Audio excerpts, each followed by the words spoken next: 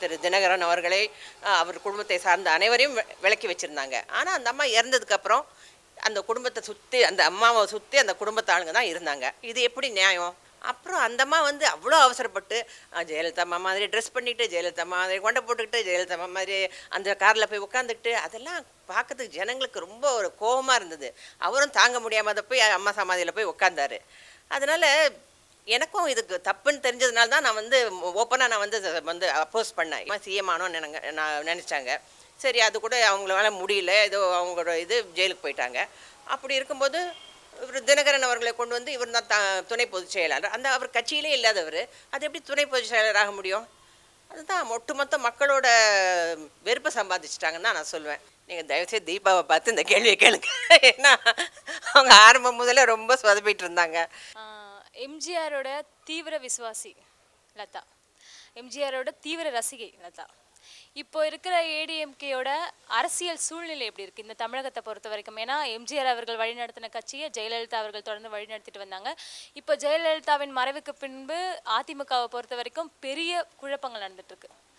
இப்போது நீங்கள் அதிமுகவோட தீவிர விசுவாசி தொண்டன், ஸோ உங்களோட கருத்து என்ன? இப்போ இருக்கிற அரசியல் சூழல் எப்படி இருக்குது? ஏகப்பட்ட குழப்பம் இருந்ததுன்னு உண்மை. இப்போ எல்லாரும் மனசு மாறி எல்லாம் ஒன்றா இணையம்னு நினைக்கிறாங்க. அதை நான் வரவேற்கிறேன், ரொம்ப சந்தோஷப்படுறேன். ஏன்னா எம்ஜிஆர் அவர்கள் ரத்தத்தை சிந்தி இந்த கட்சியை உருவாக்குனார். அதுக்கப்புறம் மறைந்த முதலமைச்சர் ஜெயலலிதா அவர்கள் இந்த கட்சியை ஒரு இராணுவ கட்டுப்பாடோடு நடத்தினாங்க. அது இந்தியாவிலே 3வது கட்சியாக ஆக்கினாங்க. புரட்சித் தலைவர் எம்ஜிஆரை நேசிப்பவர்களும் புரட்சி தலைவி ஜெயலலிதாவை நேசிப்பவர்களும் அவர்கள் மீது மரியாதை வச்சவர்கள் எல்லோரும் சந்தோஷப்படுவார்கள். அதை தான் நான் எல்லோரும் இணைந்தால் முதல் வாழ்த்து என்னுடையது தான். எல்லோரும் ஒரு குடும்பத்தை போல ஒரு குடும்பத்தை சண்டை போட்டுக்க மாட்டாங்களா? அந்த மாதிரிலாம் இதை நான் கருதுகிறேன். எல்லாம் தெரிஞ்சு ஒன்றாயிட்டால் ரொம்ப சந்தோஷம். நேற்று பார்த்தீங்கன்னா டிடிவி தினகரன் வந்து ஒரு அறிக்கை விட்டுருந்தாரு, கட்சியிலேருந்து ஆட்சியிலேருந்து நான் ஒதுங்கிக்கிறேன், ஆனால் துணை பொதுச் செயலாளர் அப்படிங்கிற பதவியை நான் விட்டு கொடுக்க மாட்டேன் அப்படின்னு சொல்லியிருக்கிறாரு. நீங்கள் ஆரம்பத்திலேருந்தே சசிகலாவையும் அவரோட குடும்பத்தையும் அரசியல் தலையீடு செய்கிறத நீங்கள் நேரடியாக எதிர்த்துட்டு வந்தீங்க. இதை பற்றின உங்களோட கருத்து என்ன? பாருங்கள், சசிகலா குடும்பத்துக்கும் எனக்கும் நேரடி பகை ஒன்றும் கிடையாது. கட்சின்னு வரும்போது ஒரு குடும்ப அரசியல் கூடாதுன்னு தான் புரட்சித் தலைவர் எம்ஜிஆரே அந்த கட்சியை உருவாக்குனார்.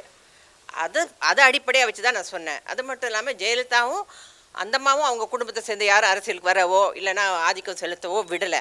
அவங்க வந்து கட்சியை ஜனங்களுக்காக, மக்களுக்காகவே, மக்கள் நலத்துக்காகவே 2 பேரும் கட்சியை வளர்த்தாங்க.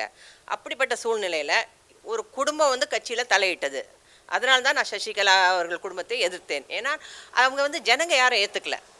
ஒரு அரசியல் செல்வாக்கு இருந்திருந்தா, இல்லை ஜெயலலிதா அம்மா இருக்கும்போதே சசிகலாவை முன்னிலைப்படுத்தியிருந்தா ஏற்றுக்குவாங்க. அது மட்டும் இல்லாமல் அந்த ஒரு ஜனங்க எல்லாரும் அந்த குடும்பத்து மேலே ரொம்ப கோபமாக இருந்தாங்க. குறிப்பாக திருமதி சசிகலா அவர்கள் மேல் மிகவும் கோபமாக இருந்தார்கள். ஏன்னா அந்த அப்போலோ ஹாஸ்பிட்டலில் கொண்டு போய் வச்சு 75 நாள் அந்தமா வச்சு என்ன ஆச்சு? அவங்க ஒரு பெரிய முதலமைச்சர், ஒரு நாளாவது அவங்க ஒரு ஃபோட்டோ எடுத்து போட்டிருக்கலாம். அவங்கள தவிர வேறு யாருமே பார்க்கவும் அனுமதிக்கலை. நானும் போயிருந்தேன். திரு தம்பிதுரை அவர்கள் இருந்தார்கள். அவர் வந்து என்னை வந்து பேசினாங்க. நானும் சரி நல்லாயிடுவாங்கன்னு சொன்னாங்க. நானும் வந்துட்டேன். ஆனால் மக்கள் என்ன எங்கே போனாலும் என்கிட்ட என்ன கேட்குறாங்க, ஏம்மா அந்த அம்மா கொண்டு போய் இவங்க தான் கொண்டுட்டாங்க. இதுதான் மக்கள் மத்தியில் இருக்கிற உண்மை. இப்படி தான் நினைக்கிறாங்க மக்கள். அதனால தான் நான் குடும்ப ஆதிக்கத்தை எதிர்த்தேன். இவங்கெல்லாம் அந்த கட்சியிலலாம் அந்த அம்மா விலக்கி வச்சுருந்தாங்க. திரு தினகரன் அவர்களை அவர் குடும்பத்தை சார்ந்த அனைவரையும் விலக்கி வச்சுருந்தாங்க. ஆனால் அந்த அம்மா இறந்ததுக்கப்புறம் அந்த குடும்பத்தை சுற்றி அந்த அம்மாவை சுற்றி அந்த குடும்பத்து ஆளுங்க தான் இருந்தாங்க. இது எப்படி நியாயம்? அதுக்காக தான் நான் எதிர்த்தேன். இப்போ வந்து ஓபிஎஸ் அவர்களும் எடப்பாடி அவர்களும் இணைஞ்சு செயல்படுறதுக்கான ஆலோசனை கூட்டம்லாம் நடந்துட்டுருக்கு. இப்போ அதிமுக தொண்டர்கள் இதன் மூலமாக பிளவுபட்டிருந்தாங்க. இப்போ அவங்க இணைவாங்களா? மக்களிடையே அந்த தொண்டர்களிடையே என்ன மாதிரியான நிலைப்பாடு இருக்குன்னு நினைக்கிறீங்க? குறிப்பாக அதிமுக தொண்டர்களை பொறுத்தவரை மிக மிக மிக சந்தோஷப்படுவார்கள். ஏன்னா ஒரு அண்ணன் தம்பிக்குள்ளே சண்டை போட்டுக்கிட்ட மாதிரி தான் நினைக்கிறாங்க. ஒன்றாயிடும். ஏன்னா ஒரு சின்ன உதாரணத்தை சொல்ல விரும்புகிறேன். நான் ஆர்கே நகரில் திரு மதுசூதனன் அவர்களுக்கு பிரச்சாரம் பண்ண போயிருந்தேன். அப்போவே தொப்பி போட்டவங்கலாம் இருந்தாங்க நிறைய அந்த பக்கம் நான் போகும்போது. அப்போ எல்லோரும் எனக்கு வந்து வணக்கம் சொல்லிட்டு தான் போனாங்க. அம்மா எல்லாருக்கும் வணக்கம்மா, எலெக்ஷன் வரைக்கும் தான்ம்மா. அப்போ மனநிலை அப்படி தான் இருக்குது. மக்களோட மனநிலை. மக்களும் தொண்டர்களுக்கு அப்பாற்பட்டு பொதுமக்களும் அதை தான் விரும்புகிறாங்க. ஏன்னா ஒரு கட்சி அது எம்ஜிஆர் வளர்த்த கட்சி. அந்த பாசம் அவங்களுக்கு எப்பவுமே இருக்குது. தொண்டர்களுக்கு அதிமுகனா எம்ஜிஆர் கட்சி, ஜெயலலிதா கட்சி, அது உடையக்கூடாது. அந்த கட்சி நல்லபடியாக நடக்கணும். நல்ல ஆட்சி பண்ணியிருக்காங்க. அவங்க அந்த கட்சி கண்டிப்பாக இணையுதுன்னா எல்லாருமே சந்தோஷப்படுவாங்கன்றது தான் என்னுடைய கருத்து. மேம் இப்போ பார்த்தீங்கன்னா ஓபிஎஸ்க்கு ஆதரவாக நீங்கள் வந்து பிரச்சாரம் பண்ணீங்க. ஆர்கே நகர் தொகுதியில் ஓபிஎஸ்க்கு ஆதரவாக நான் செயல்படுவேன் நீங்கள் சொல்லியிருந்தீங்க. இந்த நிலையில் ஒரு தனிப்பட்ட முறையில் நீங்கள் அதிமுகவிலேருந்து ஆரம்பத்துலேருந்து இருக்கிற அந்த இதை பார்க்கும்போது நீ என்ன மாதிரியான கருத்துக்களை நீங்கள் பகிர்ந்துக்கிட்டீங்க ஓபிஎஸ் கிட்ட? இந்த கட்சிக்காக என்ன மாதிரியான விஷயங்கள் பேசுனீங்க?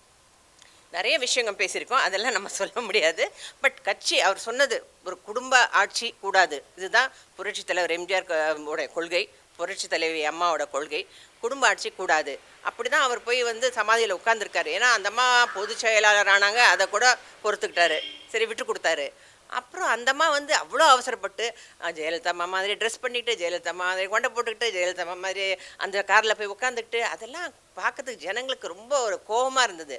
அவரும் தாங்க முடியாமல் அதை போய் அம்மா சமாதியில் போய் உட்காந்தாரு. அதனால் எனக்கும் இதுக்கு தப்புன்னு தெரிஞ்சதுனால தான் நான் வந்து ஓப்பனாக நான் வந்து அப்போஸ் பண்ணேன். இல்லைன்னா எனக்கு வந்து பர்சனலாக அவங்க மேலே எந்த ஒரு பிரச்சனையும் இல்லை கிடையாது. எம்ஜிஆர் வளர்த்த கட்சி, அந்த கட்சி இப்படி ஆகிடக்கூடாது. அதனால் மக்கள் மத்தியில் எங்கே போனாலும் கொந்தளிப்பாக இருக்காங்க மக்கள். அப்படிப்பட்ட ஒரு தலைமையை எப்படி ஏற்றுக்குவாங்க ஜனங்க? இந்த மாதிரி சிஎம் ஆனோன்னு நான் நினச்சாங்க. சரி, அது கூட அவங்களால முடியல, ஏதோ அவங்களோட ஜெயிலுக்கு போயிட்டாங்க. அப்படி இருக்கும்போது இவர் தினகரன் அவர்களை கொண்டு வந்து இவர் தான் துணை பொதுச் செயலாளர். அவர் கட்சியிலே இல்லாதவர், அது எப்படி துணை பொதுச் செயலாளராக முடியும்? அதுதான் ஒட்டுமொத்த மக்களோட வெறுப்பை சம்பாதிச்சிட்டாங்கன்னு தான் நான் சொல்லுவேன். அது நல்ல வேலை. இப்போ வந்து ஓபிஎஸ் அவர்கள் தலைமையில் எல்லாரும் இணையணும், எல்லாரும் ஒன்றுபட்டு மக்களுக்கு நல்லாட்சி தரணும்னு தான். இந்த குழப்பங்கள்லாம் சீக்கிரமாக நீங்கணும், மக்களுக்கு வந்து ஒரு நல்லாட்சி தரணும்னு தான் நான் விரும்புகிறேன். மேம் இப்போ அதிமுகவில் ஏற்பட்டிருக்க இந்த பிளவாக இருக்கட்டும், இந்த சலசலப்பாக இருக்கட்டும், இதை வந்து பிஜேபி பயன்படுத்திப்பாங்கன்னு நினைக்கிறீங்களா? ஓபிஎஸ் அவர்கள் வந்து பதவி ஆசைக்காக தான் இப்படி பண்ணிட்டு இருக்காரு, பிஜேபியோட செயல்பாடு அவர் பின்னணியில் இருக்குது அப்படிங்கிற ஒரு பெரிய சர்ச்சைகளும் குற்றச்சாட்டுகளும் இருந்துச்சு. இப்போது நீங்கள் வந்து ஓபிஎஸ் அணிக்கு ஆதரவாக இருந்தீங்க, நீங்கள் அவர் கூட பேசியிருக்கீங்க, பார்த்துருக்கீங்க, அவரை நீங்கள் தொடர்ந்து பார்த்துட்டு வரீங்க. இதை பற்றி உங்களுக்கு கருத்து என்ன? பிஜேபியோட தலையீடு இருக்குன்னு நினைக்கிறீங்களா? நான் அப்படி நினைக்கலைங்க. கருத்து சொல்கிறவங்க யாருன்றதை பொறுத்தும் பார்க்கணும்ல. கருத்து சொல்கிறவங்களாம் அவங்களுக்கு பிடிக்காதவங்க கருத்து சொல்லுவாங்க, அதுதான் உண்மை. அதுதான் எதுக்கிறவங்க, இந்த ஆட்சி போயிடணும்னு நினைக்கிறவங்க, அதிமுக இருக்கக்கூடாதுன்னு என்ன நினைக்கிறவங்க தான் இந்த மாதிரி கருத்தெல்லாம் சொல்லிகிட்டு இருக்காங்க. அதனால் அந்த மாதிரி கருத்து சொல்கிறவங்க பார்த்தவங்க கவலைப்படல. நான் நினைக்கல பிஜேபி இருக்குதுன்னு, நானும் நினைக்கல. தீபா வந்து தீபா பேரவைன்னு ஒன்று ஆரம்பித்தாங்க. கொஞ்ச நாளில் மக்களிடையே பிரபலமானாங்க. ஆர்கே நகரில் போட்டியிட போகிறேன் அப்படின்னு அனௌன்ஸ் பண்ணாங்க. இப்போ ஓபிஎஸ் அவர்களும் எடப்பாடி அவர்களும் இணையினப்போ தீபாவோட நிலைமை என்ன ஆகும்? அவங்க தொடர்ந்து இந்த அரசியலில் நீடிப்பாங்கன்னு நினைக்கிறீங்க? நீங்கள் தயவுசெய்து தீபாவை பார்த்து இந்த கேள்வியை கேளுங்க. ஏன்னா அவங்க ஆரம்பம் முதல்ல ரொம்ப சொதப்பிட்டு இருந்தாங்க. எப்போ அந்த முதல்ல வந்து ஓபிஎஸ் அவங்கள வந்து பார்த்தாங்க சமாதியில், அம்மா சமாதியில் போய் பார்த்தேன்னாங்க. அப்புறம் ஓபிஎஸ் நம்ம இருக்கிறவங்களாக செயல்படுவோம்னு சொன்னாங்க. அப்புறம் ஏதோ என்னாச்சு, எம்ஜிஆர், அம்மா, தீபா, அதாவது அவங்க கட்சியில் அவங்க பேரை சேர்த்துக்கிட்ட முதல் ஆள் அவங்க தான் அப்படின்னு ஆரம்பித்தாங்க. ரொம்ப ஒரு சிறுபிள்ளைத்தனமாக இருக்குது அவங்களோட செயலெல்லாம். அப்புறம் வந்து மறுபடியும் அவங்க கணவருக்கும் ஏதோ அவங்களுக்கும் பிரச்சனை, அவர் என்னமோ தனி கட்சின்னு சொன்னார். இவங்கெல்லாம் யாருங்க தனி கட்சி ஆரம்பிக்கிறதுக்கு சொல்லுங்கள்? தெரிஞ்சு தீபா அவர்கள் என்ன கேட்டால் பேசாமல் வந்து ஓபிஎஸ் அவர்கள் தலைமையில் இணையணும்னு என் வேண்டுகோள் இருக்கிறேன். இரட்டை இலை சின்னத்தை பெறறதுக்காக டிடிவி தினகரன் அதாவது டெல்லியை சேர்ந்த ஒருவருக்கு வந்து லஞ்சம் கொடுத்ததாக இருக்கட்டும், இல்லை ஆர்கே நகர் தொகுதியில் 89 கோடி ரூபாய் அளவுக்கு பணம் பட்டுவாடா செஞ்சதாக இருக்கட்டும், அதுக்காக விஜயபாஸ்கர் வீட்லேயும் ரெய்ட் நடந்தது. இப்போ டிடிவி தினகரனையும் நேற்று விசாரணைக்கு உட்படுத்தினாங்க. இதெல்லாம் பார்க்கும்போது ஒரு அரசியல் ஒரு சார்புடைய நீங்கள் இதை பற்றின உங்களோட கருத்து என்ன? எந்த மாதிரியான பணப்புழக்கம் இங்கே இந்த ஆட்சியில் இந்த கட்சிக்கிடையே நடந்துட்டுருக்குன்னு நினைக்கிறீங்க? ஜனங்களும் பார்த்துட்டு தான் இருக்காங்க. இப்போ என்ன அவங்களுக்கே தானே அந்த அம்மாவோட ஆத்மா இவங்களை சும்மா விடாது. அதனால தான் இப்படி விரட்டி அடிக்குதுன்னு நான் நினைக்கிறேன். அது என்னோட பர்சனல். அந்த அம்மாவோட ஆத்மா வந்து இவங்களை விரட்டி அடிக்குது. எப்படி பணம் 89 கோடி ரூபாய் செலவு செஞ்சுருக்காங்கன்னு சொல்கிறாங்க. ஏன் மக்கள் மத்தியில் செல்வாக்கு இருந்தானா அவங்க மக்கள் ஏற்றுக்கிட்டாங்கன்னு நினச்சானா நேராக போய் இறங்கிக்கிட்ட ஓட்டு கேளுங்க. நாங்கள் கூட தான் போட்டோம், பணமாக பாசமாக நான் கூட கேட்டேன். அவங்க பணம் தராங்க, எங்கள் சைடில் பாசம் தான் இருக்குது, எங்களுக்கு ஓட்டு போட. ஆனால் அவ்வளோ எழுச்சியாக இருந்தாங்க மக்கள். நிச்சயமாக அந்த எலெக்ஷன் வந்திருந்தேன்னா நிச்சயமாக ஓபிஎஸ் அவர் தலைமையிலான திரு மதுசூதன் அவர் தான் ஜெயிச்சிருப்பார். இப்போ பாருங்கள் அவங்களுக்கு நான் நீதி தன் கையில் எடுத்துக்கிச்சு. அதை பற்றி நான் ஒன்றும் சொல்லலை, ஏன்னா விசாரணை நடந்துட்டுருக்கு.